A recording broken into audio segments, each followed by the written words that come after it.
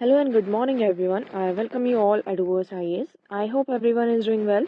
So, we are going to discuss important news and articles from The Hindu and The Indian Express. So, let's see the topics which we are going to cover here today. First article is Welcome Spotlight here, and here we will talk about Manipur actually. Okay. Next is Wounding the Spirit of Constitution of India. और तो देखिए अभी ये 3 दिन हो गए हम continuously यहाँ पर डिस्कशन कर रहे हैं किसके ऊपर जो हम इलाहाबाद के जो इलाहाबाद हाई कोर्ट के जो यहाँ पर जज थे उन्होंने जो रिमार्क दिया है यहाँ पर उनका जो स्टेटमेंट था तो किस तरीके से क्या कर रहे हैं जो स्पिरिट ऑफ इंडिया है इसको वूंड कर रहा है। Trump's return and south Asia outlook पर हम बात करेंगे 30 पीपल ड्रॉन पर आवर, तो ये WHO की रिपोर्ट के अकॉर्डिंग यहाँ पर आया हुआ है। तो देखिए आज ऐसे कुछ ज़्यादा आर्टिकल नहीं है, बस एडिटोरियल में ही आपके इंपॉर्टेंट कुछ आर्टिकल्स है उन्हें हम डिस्कस करेंगे। तो चलिए आगे बढ़ते हैं, बट आगे बढ़ने से पहले मेक श्योर आपने वीडियो को लाइक किया है, चैनल को सब्सक्राइब एंड शेयर करना ना भूलें एंड PDF के लिए ज्वाइन कीजिए टेलीग्राम चैनल एडुवर्ड्स IAS, लिंक आपको डिस्क्रिप्शन बॉक्स में प्रोवाइडेड है। चलिए आगे बढ़ते हैं। देखिए पहला आर्टिकल है हमारा welcome spotlight. Supreme Court renewed emphasis on monitoring Manipur in welcome. So, hearing a case of petitioners aggrieved with the unremitting hostilities in Manipur, the Supreme Court of India has directed the Manipur government to disclose the details of destroyed and encroached property. तो यहाँ पर देखो petitioners ने क्या किया, petition file की गई है किसके अकॉर्डिंग, यहाँ पर जो हॉस्टिलिटी चल रही है आपके मणिपुर में। तो सुप्रीम कोर्ट ऑफ इंडिया ने मणिपुर की गवर्नमेंट से ये कहा है कि जितना यहाँ पर डिस्ट्रॉयमेंट हुआ है, जो भी प्रॉपर्टीज को इनक्रोच किया गया, सारी चीजों की जो डिटेल्स है आपको क्या करना होगा, सामने रखना होगा, हमारे सामने प्रेजेंट करना होगा। क्योंकि ये जो वॉयलेंस है आपका 1 साल से ज्यादा यहाँ पर हो गया है। देखिए आप violence a year and a half ago the court had also a few months ago extended the working tenure of Justice Geeta Mittal-led committee supervising the investigation related to the violence and also humanitarian assistance and relief in the state। अब देखो यहाँ पर एक committee को भी constitute किया गया था, जस्टिस गीता मित्तल कमेटी। आपको इस कमेटी का नाम याद रखना है कि मणिपुर में क्राइसिस जो है उसके लिए यहाँ पर जो कमेटी को फॉर्म किया गया था उसको सुपरवाइज करने के लिए, मतलब कि इन्वेस्टिगेट करने के लिए। तो उस कमेटी का नाम क्या है आपका, justice Gita Mittal led committee थी। इनका ये काम था कि यहाँ पर जो स्टेट में ह्यूमैनिटेरियन क्राइसिस हो रहा है इसको सुपरवाइज करना और यहाँ की इन्वेस्टिगेशन करना और किस तरीके से हम यहाँ पर ह्यूमैनिटेरियन असिस्टेंस को प्रोवाइड कर सकते हैं। तो इसका जो टेन्योर है, वर्किंग टेन्योर है, कुछ महीने पहले इसको क्या किया था, आपका एक्सटेंड किया गया था। फिर भी अभी भी हम देख रहे हैं कि जो सिचुएशन है, इतने क्राइसिस है मणिपुर में, अभी भी क्या हो रही है, वो सही नहीं हो रही है। यहाँ पर लगातार केसेस यहाँ पर आपके बढ़ते जा रहे हैं। आसपास जो है आपका है उनका जो टेन्योर उसको यहाँ पर मतलब आगे बढ़ाया जा रहा है। So there is also rise of non state actors. अब देखो मणिपुर में प्रॉब्लम ये हो रहा है कि वहाँ पर जो नॉन स्टेट एक्टर्स है उनका राइज हमें देखने को मिल रहा है। अब आप बात कीजिए यहाँ पर वेपन्स कहाँ से आ रहे हैं, आर्म फोर्सेस के पास यहाँ पर जो सोफिस्टिकेटेड वेपन्स है ये कहाँ से आ रहे हैं, स्टेट के पास तो इतना है नहीं, है ना, लोगों के पास यहाँ पर कहाँ आ रहा है। So exercising their illegal writ on the political process. अब देखिए मणिपुर की हम बात करते हैं, आप ये मैप देखेंगे आपको थोड़ा ज्यादा क्लियर होगा। जस्ट अ मिनट, यहाँ पर आपका आ जाता है मणिपुर। तो देखिए यहाँ से म्यांमार चाहे तो यहाँ से क्या हो रहा है, आपका वेपन का सप्लाई हो रहा है। तो ये सबसे बड़ी यहाँ पर प्रॉब्लम हमारे सामने आ रही है। सो यहाँ पर जो नॉन स्टेट एक्टर्स हैं उनका भी यहाँ पर हमें बोलबाला देखने को मिल रहा है। So the court's renewed attention is therefore welcome, but shown the meaningful step to reverse the spiral hostility. This exercise would remain incomplete. The government attorneys have also sought to retain a veil of secrecy over the commitments, functioning and finding using the tired rhetoric of national security. तो हमें यहाँ पर जो national security को यहाँ पर ensure करना होगा, तो ये जो क्राइसिस है इसको जल्द से जल्द खत्म करना होगा। So I hope this article is clear. वैसे तो इसमें कुछ भी नहीं है, हमने हमारा पढ़ा हुआ ही आर्टिकल है, बस अभी यहाँ पर ये है कि जो मेन कंटेंट्स यहाँ पर क्या आ रहा है कि सुप्रीम कोर्ट अब इस चीज को और ज्यादा हाईलाइट करने की यहाँ पे कोशिश की जा रही है, ठीक है, और जो वहाँ पे जो डिटेल्स है उसकी बात की जा रही है। नेक्स्ट आर्टिकल हम बात करते हैं, हमारा नेक्स्ट आर्टिकल है wounding the spirit of constitution of India. तो आप सभी को पता है कि देखो इसमें हमारा जो ये फर्स्ट पैरा है, आप इसको पढ़ेंगे आपको समझ में आएगा क्या ही है। We the people of India having solemnly resolved to constitute India into a sovereign, socialist, secular, democratic republic and to secure to all its citizens justice, liberty and equality and promote fraternity among all, have been witness a mockery being made of our constitutional compact in full public view at an event organized within a precinct of Constitutional Court, the Allahabad High Court. Okay तो यहाँ पर वही Allahabad high court के जो जज थे उनके द्वारा जो स्टेटमेंट यहाँ पर कही गई, जो स्टेटमेंट है उनके द्वारा निकल कर आई है, तो वो क्या कर रहा है, जो हमारा प्रेम्बल है ना, हमारे जो कॉन्स्टिट्यूशन की जो स्पिरिट है ये उसको वॉलेट कर रहा है। जो हमारा सेक्युलरिज्म, जिसमें हम सेक्युलरिज्म की बात कर रहे हैं, ये सेक्युलरिज्म जो है ये इसको वॉलेट कर रहा है। इसी के चलते वहाँ पर उनके इम्पीचमेंट की जो प्रोसेस है, मतलब रिमूवल की जो प्रोसेस है, वो भी यहाँ पर जो पॉलिटिकल पार्टीज हैं उन्होंने स्टार्ट कर दिया है कि वो क्या करेंगे, यहाँ पर इनको रिमूव करेंगे। तो ये यहाँ पर हो गया, ठीक है। अब हम बात करते हैं, देखिए हम सेक्युलर स्टेट है। सेक्युलरिज्म का यहाँ पर क्या मतलब होता है? सेक्युलरिज्म का मतलब होता है कि स्टेट का कोई भी यहाँ पर रीज़न नहीं है। यहाँ पर जितने भी रिलीजन के लोग रहते हैं, चाहे आप हिंदू हैं, मुस्लिम हैं, सिख हैं, ईसाई हैं, क्रिश्चियन है, आप किसी भी रिलीजन से बिलोंग करते हैं, स्टेट यहाँ पर सबके साथ क्या करता है, एक जैसा व्यवहार करता है, ठीक है। लेकिन अगर आप कोई भी ऐसे तबके पर लोग हैं, हम बात कर रहे हैं यहाँ पर जज की, हाई कोर्ट के जज हैं आप, यू आर अ जज ऑफ हाई कोर्ट। यहाँ पर कोई बड़े बड़े जो ऑफिसर्स होते हैं, अगर ये कुछ भी बोलते हैं तो ये हमारे लिए बहुत ही इंपॉर्टेंट चीज़ होती है। जो भी यहाँ पे हाई प्रोफाइलिंग पीपल होते हैं, ये लोगों को एड्रेस कर रहे हैं। इससे क्या पता चलता है कि हमारी सोसाइटी का जो एक माइंडसेट है ना, वो हमारे सामने निकल कर आता है, ठीक है। अब देखो, मुझे for example, just take an example, अभी मुझे यहाँ पर कोई भी नहीं जानता है, मैं अगर कुछ भी बोलूँगी तो मेरी बातों को यहाँ पर इग्नोर किया जाएगा।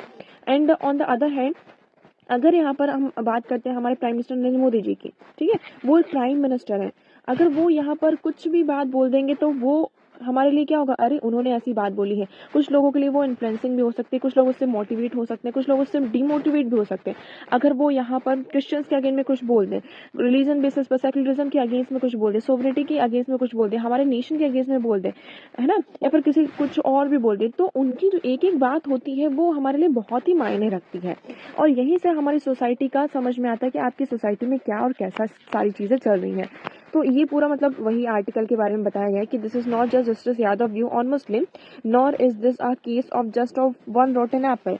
इन distancing ourselves from his comment, we do profound disservice to our autonomous and independent determination of the term on which collective we is constituted in this country called India, that is Bharat. तो यहाँ पर ये सब just हम ये कह रहे हैं कि ये जो व्यू है मुस्लिम के ऊपर जस्टिस यादव जी का, वो सिर्फ उनका व्यू नहीं, बहुत सारे लोग ऐसे व्यू रखते हैं, हम इस चीज़ को डिनाई नहीं करते, है ना। यहाँ पर जो हमारी आपका कम्युनलिज्म है, नेक्सलिज्म है, अर्बन नेक्सलिज्म है, प्रोटेस्ट यहाँ पर चलते ही रहते हैं। तो ये एक तरीके से क्या कर रहा है, हमारा जो कॉन्स्टिट्यूशन है, जब हम उसको पढ़ते हैं, आप प्रियम्बल पढ़िए, ठीक है, प्रियम्बल को जब हम बात करते हैं तो ये क्या बात करता है, we the people of India, ये किसकी बात कर रहा है, वी। अब इस वी में कौन कौन है, यहाँ पर हिंदूज भी हैं, मुस्लिम्स भी हैं, क्रिश्चियन भी हैं, यहाँ पे बुद्धिस्ट भी हैं, जैन भी, सारी कम्युनिटी के लोग आ जाते हैं। और यही जो वी है वो क्या करता है, हमारी कंट्री को, जिसे हम बोलते हैं इंडिया, दैट इज भारत, ये क्या बनाता है, हमारे इंडिया को एक यूनाइटेड नेशन की तरह हम जहाँ पर देखते हैं। अगर इंडिया का नाम आता है तो किसी भी कंट्री से आप पूछेंगे इंडिया, तो उनके माइंड में सबसे पहले आएगी कि वहाँ पर डिफरेंट डिफरेंट लैंग्वेजेस हैं, वहाँ पर डिफरेंट डिफरेंट रीजन के लोग रहते हैं, वहाँ पर बहुत ज़्यादा डाइवर्सिटी है, but in spite of all these diversity they are united together. Okay, so I hope ये आपको जो मेन क्रक्स है इस आर्टिकल का वो क्लियर होगा। वैसे इसमें और कुछ भी ऐसा नहीं है, वही सारी चीज़ें जो बात की गई हैं। आपके लिए यहाँ से इंपॉर्टेंट क्या होता है, इंपॉर्टेंट है कॉन्स्टिट्यूशन ऑफ इंडिया का, हमारे कॉन्स्टिट्यूशन ऑफ इंडिया का प्रियम्बल। प्रियम्बल इसको हम हिंदी में प्रस्तावना कहते हैं।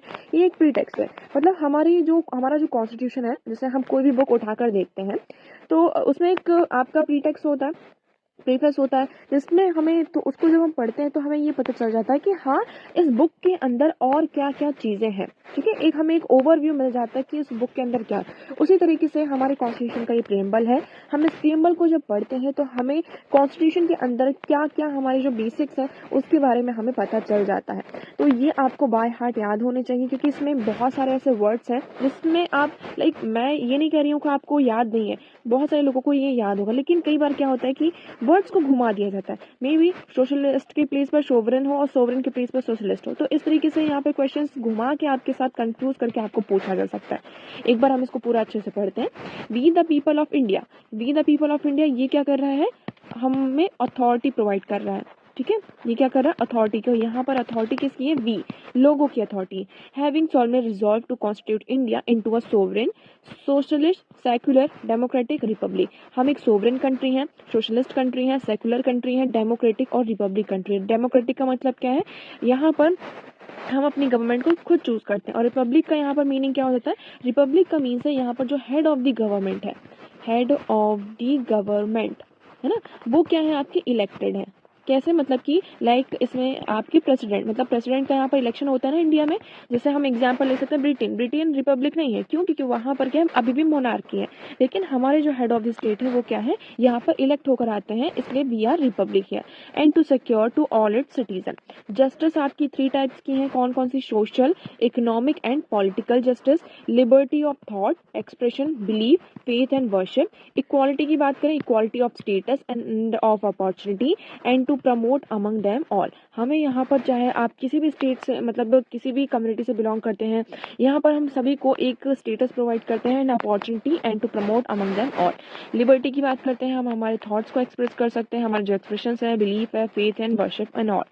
फ्रेटर्निटी मतलब भाईचारा की हम बात करते हैं यहाँ पे, fraternity assuring the dignity of the individual and the unity and integrity of the nation. Okay, उसके बाद हम बात करते हैं इन are constitute assembly this 26th day of November 1949 do hereby adopt, enact and give to ourselves this constitution। तो हमने खुद को ये क्या किया है, कॉन्स्टिट्यूशन दिया है। तो आपको ये प्रियम्बल बहुत अच्छे से याद होना चाहिए। आप इसे अपना वॉलपेपर बना सकते हैं फ़ोन का, जब भी मतलब आप उसे ओपन करेंगे तो आपके सामने प्रियम्बल रहेगा। तो आप एक बार उसमें नज़र भी मारेंगे ना, तो आपको चीज़ें यहाँ पर क्लियर होती रहेंगी। तो हम इसके कीवर्ड्स की बात कर लेते हैं। सोवरेन का मतलब क्या है, कंट्री इज इंडिपेंडेंट, हम किसी के ऊपर डिपेंडेंट नहीं है।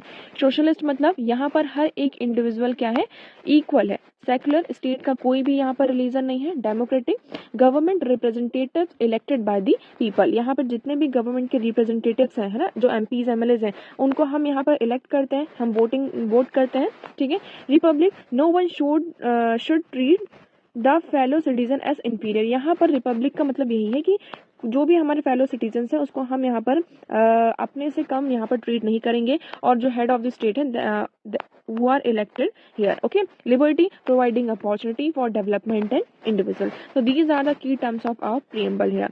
अब कुछ यहाँ पर फैक्ट्स में, लाइक preamble क्या हमारे कॉन्स्टिट्यूशन का पार्ट है, ये भाई बहुत ये आपका डिबेट यहाँ पर चला था। सो इन जो आपका बेरूबारी यूनियन केस होता है 1960 में, so the supreme court opinion that preamble was not a part of the constitution. पहले ये कहा गया इस केस में कि 1960 में जो आपका बेरूबारी केस होता है, तो इसमें ये कहा गया कि ये प्रियम्बल हमारी कॉन्स्टिट्यूशन का पार्ट नहीं है। बट ये जो ओपिनियन है इसको रिवर्स किया जाता है किसमें, केबीएस केस में, मतलब केशव नंद भारती केस में 1973 की बात करते हैं। इसमें यहाँ पर सुप्रीम कोर्ट ने ये कहा कि preamble is a part of the constitution and further इसको क्लासीफाई किया गया था। एलआईसी का एक केस आता है 1995 में, तो फर्दर इसको यहाँ पर क्लैरिफाई इस ओपिनियन को किया गया था that preamble is a part of the constitution. It is neither, इसमें ये भी कहा गया ये ना तो आपके पावर है, मतलब लेजिस्लेशन का सोर्स ऑफ पावर भी नहीं है, ना ही यहाँ पर लेजिस्लेशन की पावर को ही प्रोवाइड करता है। ये नॉन जस्टिसेबल है and its provision are not enforceable in any court of law, but preamble is a part of the constitution. क्या हम प्रियम्बल को अमेंड कर सकते हैं? हाँ, प्रियम्बल को हम अमेंड कर सकते हैं as it is a part of the constitution. So under article 368 हम इसमें अगर हमें कुछ लगता है तो हम इसको अल्टर कर सकते हैं। तो इसके चलते आई होप आप लोगों को याद होगा, अभी जो एक पिटीशन भी फाइल की गई थी कि जो सोशलिस्ट और सेकुलर स्टेट्स यहाँ पर आपने प्रियम्बल में ऐड किया है by the 42nd constitutional amendment, है ना, जिसमें हम सोशलिस्ट, सेकुलर और इंटीग्रिटी ये वर्ड्स को ऐड किया है। तो ये क्या कर रहा है, एक तरीके से हमने जो खुद को 26 नवंबर को जो ये प्रियम्बल दिया था ये इसको वॉलिड कर रहा है, उसकी जो लाइक इंटीग्रिटी उसको वॉलिड कर रहा है। तो अभी ये यहाँ पर पिटीशन फाइल की गई थी सारी चीज़ें, तो हमने देखो इसको डिस्कस भी किया था। ओके, सो केशव नंद भारती केस में यहाँ पर ये कहा गया कि हाँ, ये फंडामेंटल जो फीचर्स हैं उनको हमें चेंज नहीं करना, बेसिक एलिमेंट्स को हमें चेंज नहीं करना है। Although if you want preamble को अमेंड किया जा सकता है, और एक बार ये अमेंड हुआ है कब, 42nd कॉन्स्टिट्यूशनल अमेंडमेंट एक्ट 1976 में। आई होप ये पार्ट आपको यहाँ पर क्लियर है। चलिए आगे बढ़ते हैं। नेक्स्ट आर्टिकल है हमारा Trump's return and the south Asia outlook. देखिए इस आर्टिकल को हम पहले, आपको पता होना चाहिए कि साउथ एशिया कौन है। साउथ एशिया मतलब हम इंडिया की बात करते हैं और इंडिया की जिन कंट्रीज के साथ यहाँ पर बॉर्डर लग रही है हम उन नेशन को साउथ एशियन नेशन कहते हैं। ठीक है, इंडिया के बॉर्डर आपकी अफगानिस्तान के साथ लगती है, पाकिस्तान के साथ लगती है, नेपाल, भूटान, बांग्लादेश, म्यांमार के साथ भी आपको बॉर्डर लगती है और श्रीलंका के साथ भी हमारे यहाँ पर है। ठीक है, तो ये हमारे नेबरिंग स्टेट्स हैं। अब ये कहा जा रहा है कि ट्रम्प के रिटर्न होने से साउथ एशिया का आउटलुक कैसा होगा। तो देखो यहाँ पर सबसे बड़ा जो एक हम फैक्टर है चाइना। जैसे जैसे चाइना यहाँ पर ग्रो करेगा तो आप सभी को पता है कि यूएस और चाइना के रिलेशन तो बिल्कुल ही अच्छे नहीं। अब चाइना को अगर इस रीजन में काउंटर करना है तो यूएस को ये भी पता है कि हमें इंडिया का क्या चाहिए, यहाँ पर सपोर्ट चाहिए, फुल सपोर्ट चाहिए। तो यहाँ पर इंडिया और जो यूएस के रिलेशन है वो तो लीनियर ही रहेंगे। किसके किसके, इंडिया एंड यूएस के रिलेशन यहाँ पर लीनियर रहेंगे to counter the China here, है ना। अब यहाँ पर देखो इंडिया क्या कर सकता है, इंडिया ये कर सकता है कि देखो अभी चाइना भी अपनी तरफ से यहाँ पर क्या कर रहा है, अपनी पॉलिसी से इन्वेस्टमेंट के तरीके से चाइना श्रीलंका को इन्फ्लुएंस कर रहा है, नेपाल को कर रहा है ना, भूटान को यहाँ पर इन्फ्लुएंस कर रहा है, बांग्लादेश को यहाँ पर इतनी ज़्यादा इन्वेस्टमेंट कर रहा है, पाकिस्तान में इतनी इन्वेस्टमेंट कर रहा है और चाइना यहाँ पर तालिबान के साथ भी जो रिलेशन है उसको यहाँ पर रिहेबिलिटेट करने की बात कर रहा है। तो चाइना एक तरीके से यहाँ पर पूरी तरीके से इस रीजन में एंगेज है। तो इंडिया क्या कर सकता है, यूएस के साथ भी मिलकर यहाँ पर ऐसा कर सकता है कि इन रीजन में हम क्या करें, ज़्यादा से ज़्यादा इन्वेस्टमेंट करें और इन अलाइज के साथ हमारे जो रिलेशन है इनको और ज़्यादा स्ट्रॉन्ग करें। क्योंकि अगर आपको चाइना को काउंटर करना है तो इन रीजन पर यहाँ पर मतलब कि हमें इन्वेस्टमेंट करनी होगी और इनके साथ जो हमारे रिलेशन है इनको और ज़्यादा अच्छा बनाना होगा। तो यहाँ पर एक लाइन ये हो सकती है, ठीक है, क्योंकि चाइना का पता है कि चाइना क्या है इस टाइम पर एक मेजर आप कह सकते हैं इरिटेंट की तरह सामने आ रहा है।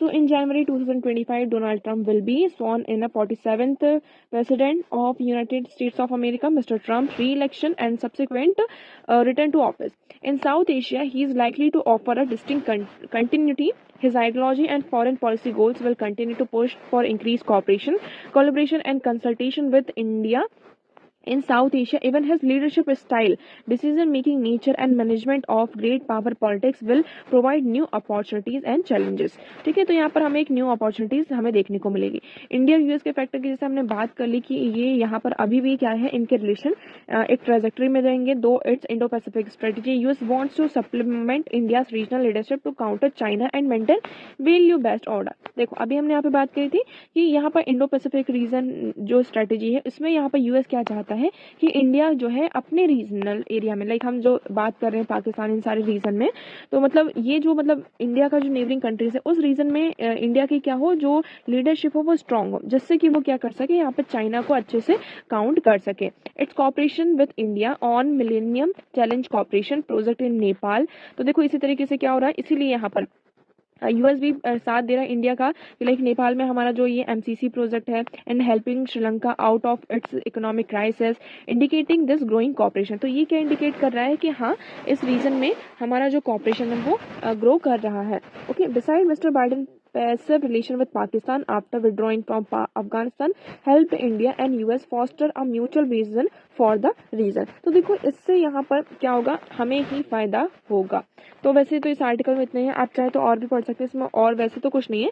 3 could be less irritant, there could be less irritants। तो अगर यहाँ पर इस रीजन में क्या होता है कि लाइक हमारी जो ईस्ट उल्लू की ईस्ट पॉलिसी है इस पर भी हमारा फोकस ज़्यादा होगा, है ना।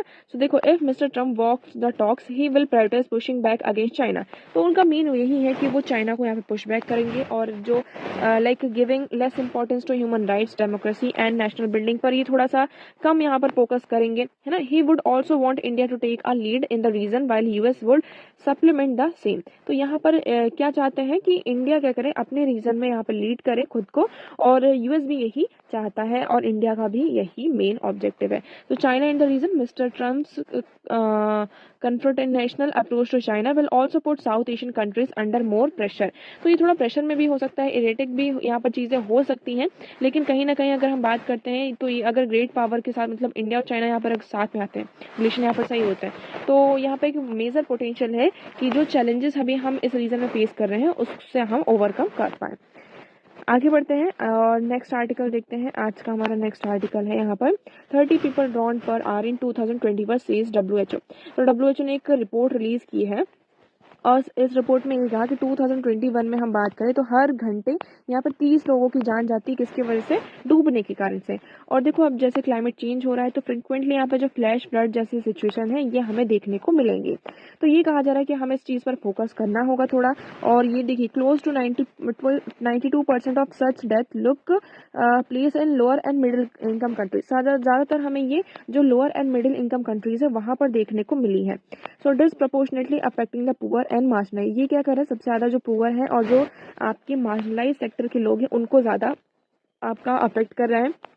इसमें हम बात करते हैं इंडिया भी included, south east Asian region में यहाँ पर सबसे ज़्यादा आपको 83,000 डेथ यहाँ पर देखने को मिले। मतलब कि ड्राउनिंग मतलब कि डूबने के कारण जो लोगों की डेथ हो रही है तो उसमें 28% जो हमारा लाइक कहते हैं कि बर्डन है वो कौन यहाँ पर किसके साथ है?